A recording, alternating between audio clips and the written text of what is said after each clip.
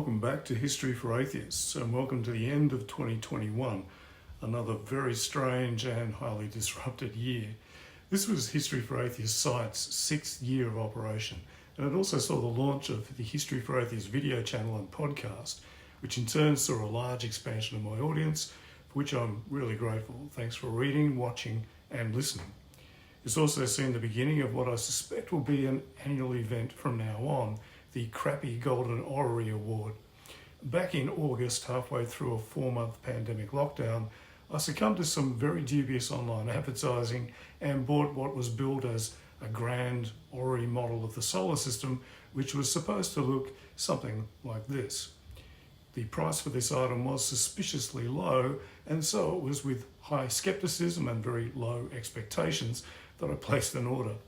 A few weeks later, what turned up was, well, this. So I suppose I got what I paid for, a cheap piece of crap. But I decided to make some symbolism out of this misadventure in online shopping, and so the Crappy Golden Orrery Award was born. This will be an annual award for the most stupid, egregious and/or boneheaded piece of bad history by an atheist for that year. With the help of my Twitter followers, I've selected a number of very worthy nominees for 2021, and I'll detail them in a moment before announcing the winner for this year. But first, a quick review of History for Atheists for 2021. This year I published 14 times, including 6 detailed articles and 12 videos and podcast episodes. These included 4 interviews with my guests, Seb Falk, Tom Holland, Tony Christie and Ted McCormick, and very special thanks to all of them for the hours of interesting conversation they gave us. Of the articles, the one that was most popular by far is my debunking of the historical myths around Halloween. Is Halloween pagan? Launched just before Halloween itself, it's already clocked up over 29,500 views in just 2 months. It's interesting that the top 3 most popular History for Atheists articles this year are all on the theme of the supposedly pagan origins of annual holidays. My article from last year, Pagan Christmas, comes in second this year with more than 18,200 views, and my 2017 article on Easter came in third this year with 13,500 views. It seems there's an audience for this kind of debunking of simplistic pop history claims that these festivals are simply pagan holidays stolen by Christians. Of course, and as usual, the real history is much more complicated and much more interesting than that. The second most popular of 2021's articles was History for Atheists' first ever guest post. Last year I was contacted by Nottingham Trent doctorate student Lee Clark, who suggested an article on the history of biblical literalism. Given that many atheists appear to think that literalism was the default and only way to reading the Bible throughout history, and that more allegorical or figurative readings are a recent development forced on Christians by secular scholarship, I agreed that this would be a useful historical corrective. Lee's article has proven very popular and has seen 8,900 views since its publication in March. Coming in third out of this year's articles is my piece on the history of Soviet atheism, which debunked the common new atheist claim that Soviet persecution of religion had nothing at all to do with any ideological commitment to atheism. That has seen 7,000 views since its publication in January. My article untangling the religious views of Adolf Hitler got a similar audience of about 6,000 views, and my article on the myth of the Renaissance got around 5,000 views. Thanks to all those who have read and shared these pieces, I hope you find them useful. But given that 2021 saw me launch the History for Atheists video channel and its attendant podcast, I've also been slowly building up a further audience for 2 different formats. I did this because I realised not everyone wants to sit and read 10,000 word articles, and also so I could invite learned guests to discuss history generally and ideas many atheists get wrong about it. British author Tom Holland's conversation with me in March has proved to be the most popular of these so far, with Ted McCormick's amusing critiques of Steven Pinker and his claims about the Enlightenment coming a close second. Though both Seb Falk's discussion of medieval science and the inestimable Tony Christie's exhaustive and highly entertaining account of the myths around Galileo have also found really strong audiences. Of my other videos, my summary of why it's most likely a historical Jesus existed has proven most popular so far, which probably means I'll have to do more extensive and detailed videos on that topic. My pieces on the Great Library of Alexandria and the medieval flat earth myth have also been widely shared and viewed, which is good to see. The podcast versions of these videos have been downloaded over 10,000 times since March, with Tom Holland, my Jesus episode, and Ted McCormick being the most popular there.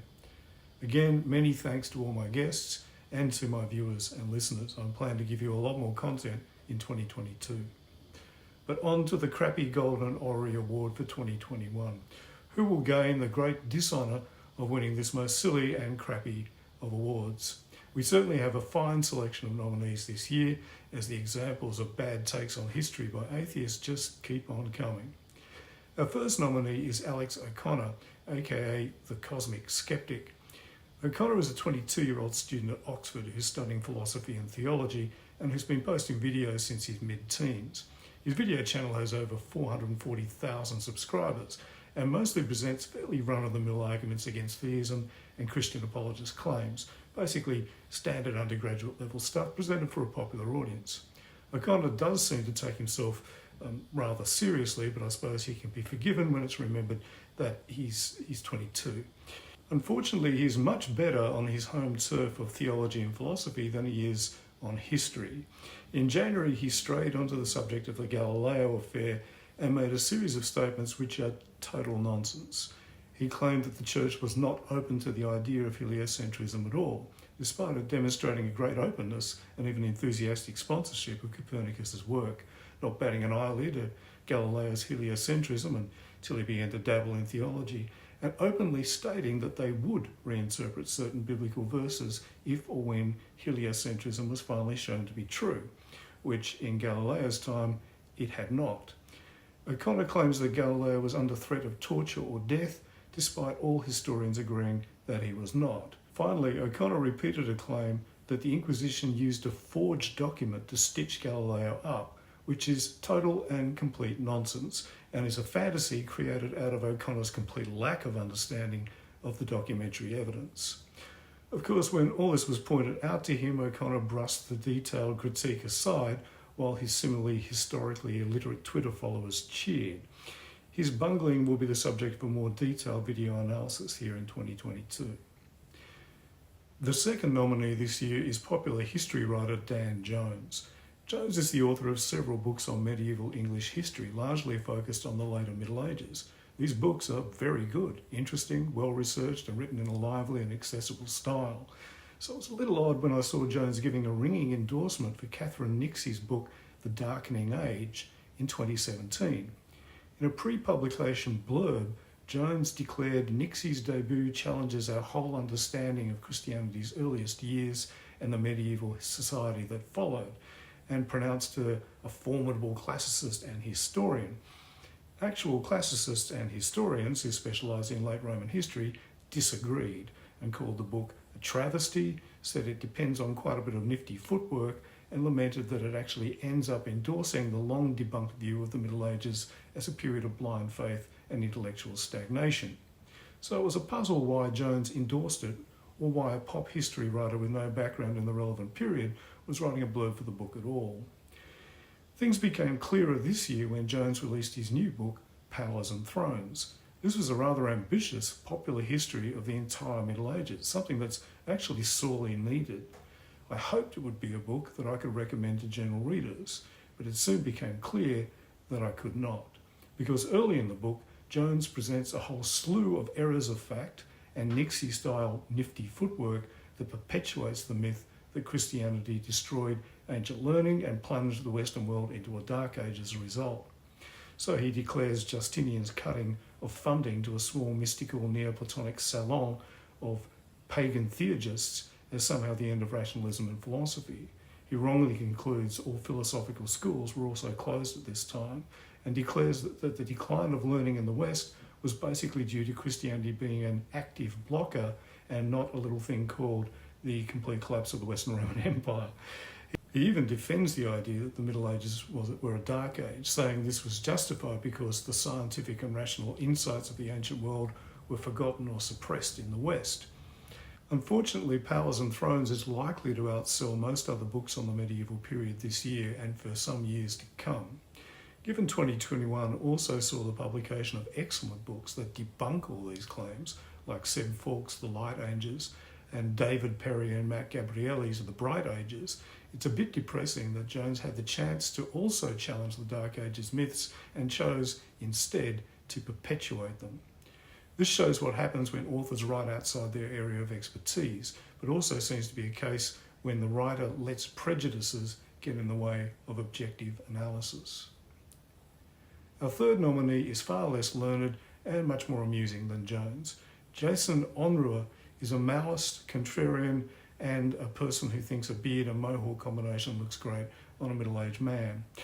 Onrua, whose real name is Jason Caden, is a provocateur who supports North Korea, praises Stalin, and has said the victims of the Charlie Hebdo massacre and the 9/11 attacks deserve to die. So basically he's what we here in Australia call a fucking dickhead. In November this year, this dickhead attracted a torrent of scorn when he posted the chart on Twitter and declared it a counter to so-called revisionism by medieval historians who debunk the idea of the Middle Ages as a dark age.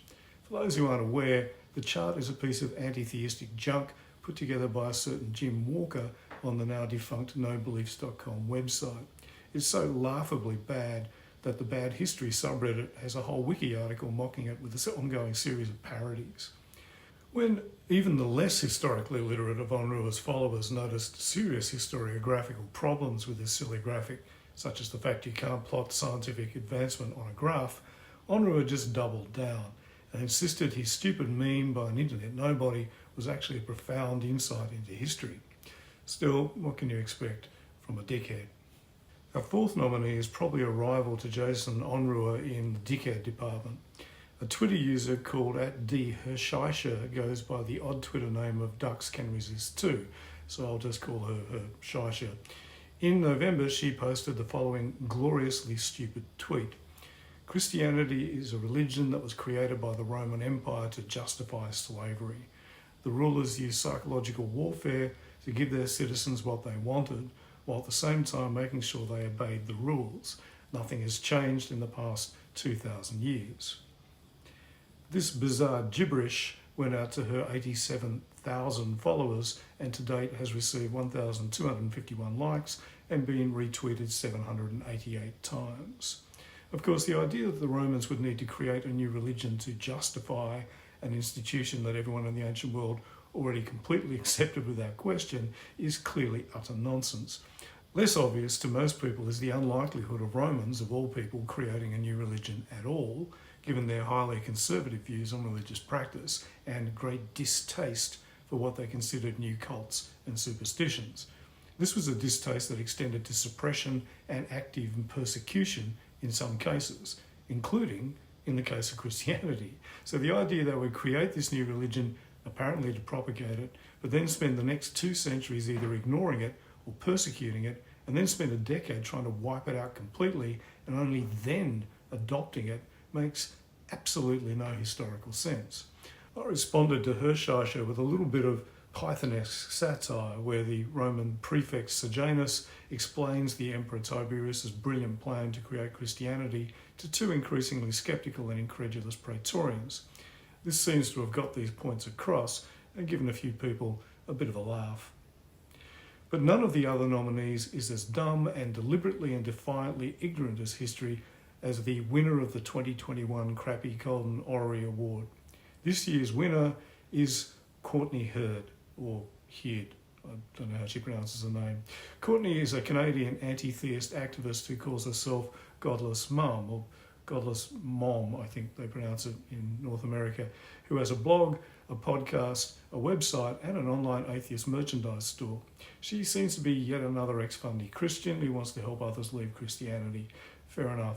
Unfortunately, she does this in part by posting an endless stream of fairly lame and unfunny anti-Christian memes on Twitter.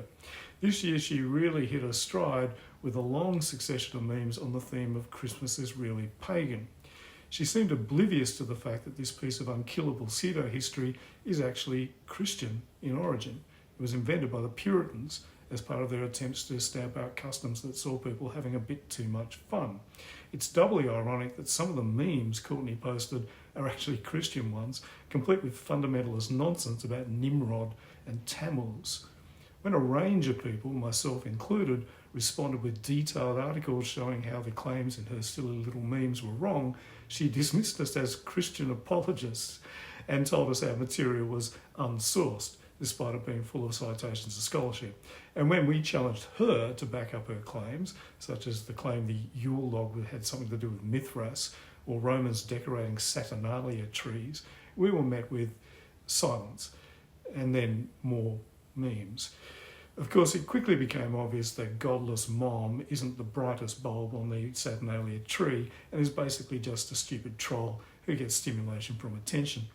But the boneheaded, willful and persistent stupidity displayed by her and her even more dim-witted followers shows what sensible, educated and actually rational atheists have to deal with. Too many atheists are not just ignorant, but don't want to have their mind changed by evidence, just like religious fundamentalists. So congratulations, Courtney. You won the Crappy Golden Orrery Award over some very strong competition in the Ignorant Fucking Dickhead Stakes. You are a worthy winner of this most unprestigious award. I hope you all had a great Christmas and that 2022 is better for all of us. See you again here soon.